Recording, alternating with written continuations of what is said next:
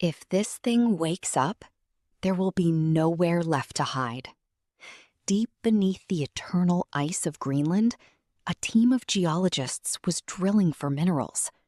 But what they found was neither rock nor fossil.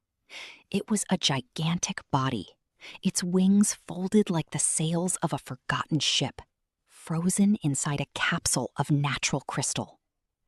Its skin remained perfectly intact, seeming to glow beneath the artificial light, and its eyes stayed closed, as if it were only sleeping.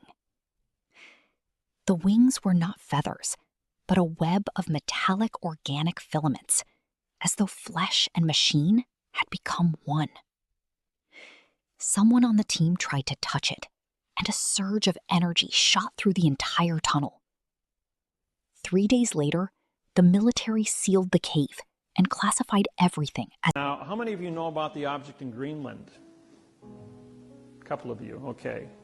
Well, for those of you that don't know, there is a spacecraft that has melted out of the ice in Greenland. As you know, the North Pole has melted completely. You can go from London to Moscow or to Russia by going over the North Pole now. All the ice cap is gone. The last place that has ice on it was Greenland. Greenland had a 18,000-foot ice cap on it. Well, the spacecraft that is anchored in the center of Greenland created the last ice age 50,000 years ago. It's a weather machine. It's 55 miles wide, 300 miles long, and 2 miles high.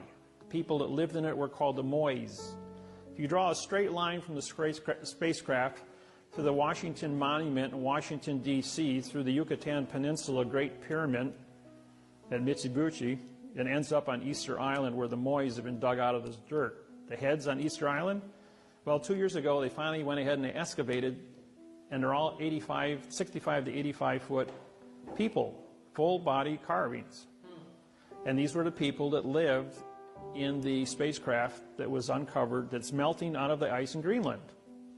So when you think we've been alone, these people have been up there for 50,000 years. The spacecraft is still active after 50,000 years. It has a 200-mile dampening field where no electrons can flow into it. In 1947, a B-52 bomber flew into that pattern, into the dampening field, when trying to fly between Maine and London. As a result of that, they lost power and crashed in Greenland.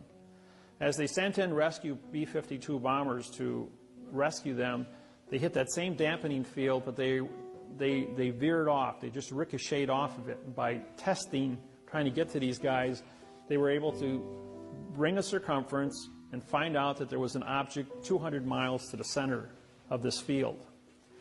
On the southwest corner of Greenland, there is a small community. It's the only community on the island of Greenland. That community is a military post, CIA, that uses a compressed air generator to operate diesel engines to run a Caterpillar to run back and forth to 200 miles from the base to the object in Greenland. A lot of our technology comes from the reverse engineering out of the spacecraft. It is still functional and is still in operation. So it's pretty important what this thing is. All the nations worldwide are up there with the United Nations, and they're all acting, working together. The point is that we're not alone out here in this universe.